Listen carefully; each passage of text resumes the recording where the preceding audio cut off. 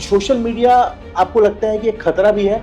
एक नेपाल का मुद्दा चल रहा है, इधर जीएसटी का मुद्दा चल रहा है और एक टैरिफ का मुद्दा चल रहा है। बहुत लोगों ने कोशिश की है कि हमारी लोकतंत्रता के सिस्टम को डिस्टर्ब किया जाए, लेकिन ये हमारे देश के 140 करोड़ जो आज भारतीय हैं, सब अपने देश के लिए समर्पित हैं और सब देश के लिए एक जैसा सोचते हैं, इसीलिए भारत एकजुट खड़ा है। तो नेपाल या पड़ोस के देशों जैसे हालात कोई कितनी भी कोशिश कर रहे यहाँ पर पैदा हो नहीं सकते। पहले श्रीलंका, फिर बांग्लादेश और अभी जो है तो नेपाल, अब जो है इंडिया, इस तरह की बहुत सारी चीज चल रही है। जो देश का विकास है उसमें हमारा भी हिस्सा है। पिछड़े हुए गांव से आकर के सीधा राष्ट्रपति भवन में वो सम्मान ले रहे हैं। गरीबी को मैंने जिया है। वो जो वेबसाइट की लोकेशन को लेकर बात चल रही है, उसके तथ्यों को लेकर के बात चल रही है, ऐसा कह रहे हैं कि वो म्यांमार का टाइम जोन दिखा रहा है, भारत में अपलोड हुई है और वो जो सारी चीजें उसमें लिखी हुई हैं उसको लेकर के भी सवाल उठा रहे हैं। कि नेता होने के बाद भी विदेशों में जाकर भारत के बारे में सवाल बोलते हैं, भारत के लोगों के बारे में बोलते हैं कि इनको यहाँ पर सम्मान नहीं मिलता है।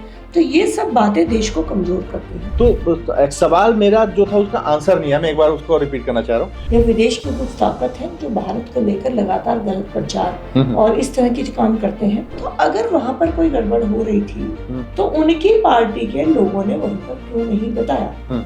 उनकी यात्रा हुई, ये मुद्दा कहाँ से आया, ये इसमें कितनी सच्चाई है, अगर वो बोल रहे हैं तो कहाँ से तथ्य उनको मिल रहे हैं? पहले ईवीएम थी, ईवीएम को आप दोषी ठहराते थे, अब एसआईआर को ठहराते हैं। मैं इन दोनों से बढ़कर एक बात कहना चाहती हूँ।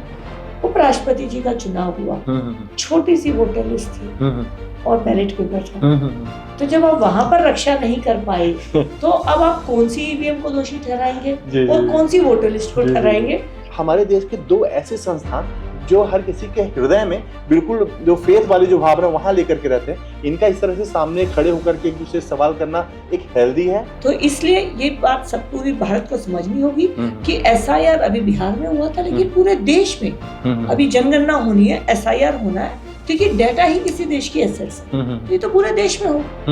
तो अब ये तो इनकी बुद्धिमत्ता का सवाल। अभी एक बिल्कुल ज्वलंत मुद्दा है वक्फ बोर्ड। आज देश की सुरक्षा में जब ऑपरेशन सिंदूर होता है तो वहां पर देश की बेटियां लीड करती दिखती हैं। तो प्रधानमंत्री जी किसी वर्ग विशेष के नहीं, सभी महिलाओं को एक ही बात कहते हैं कि देश में, समाज में उनकी 50% भागीदारी है, तो उनकी हर काम में भागीदारी दिखनी चाहिए। इस दौरान एक बातचीत हुई थी, जिस तरह से वक्फ बोर्ड है उसी तरह से हिंदू बोर्ड। तो हम धर्म निरपेक्षता को मानते हैं। हिंदू राष्ट्र देश बने ऐसा कभी भी भाजपा की विचारधारा नहीं रही।